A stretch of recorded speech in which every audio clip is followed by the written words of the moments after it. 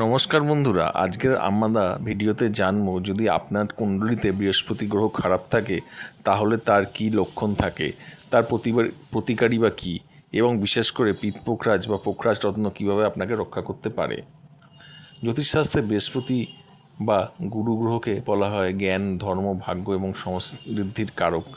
যদি এই গ্রহ দুর্বল বা অশুভ অবস্থায় থাকে তাহলে জীবনে বারবার বাধা আসে, অর্থনৈতিক সমস্যা বাড়ে, শিক্ষায় বা কেরিয়ারে ব্যর্থতা দেখা যায়, বিবাহে দেরি বা দাম্পত্য জীবনের সমস্যা হতে পারে এবং মানসিক অস্থিরতা ও সিদ্ধান্তহীনতা তৈরি হয়। পোখরাজ কী এবং কেন পড়া হয়? পিতপোখরাজ বা ইয়েলো সাফায়ার হলো বৃহস্পতি গ্রহের প্রধান রত্ন।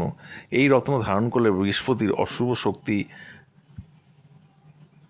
কমে যায় এবং শুভ শক্তি বৃদ্ধি পায়। এটি আপনার জীবনের সৌভাগ্য, জ্ঞান এবং আর্থিক উন্নতিতে সাহায্য করে। কোন দিন ও কীভাবে পড়বেন? পোখরাজ পড়ার সঠিক নিয়ম জানা খুবই জরুরি। দিন হচ্ছে বৃহস্পতিবার, সময় সূর্যোদয়ের পর সকালবেলায়, ধাতু সোনা এবং ডান হাতের তর্জনী বা ইন্ডেক্স ফিঙ্গারে এই রত্নটি ধারণ করতে হয়।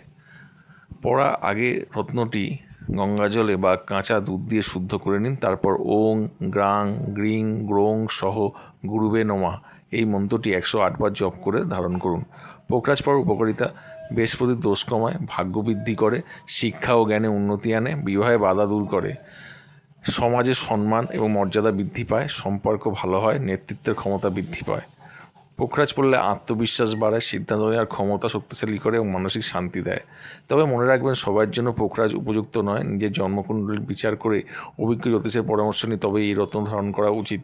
ভিডিওটি যদি ভালো লাগে তাহলে লাইক, শেয়ার এবং সাবস্ক্রাইব করতে ভুলবেন না।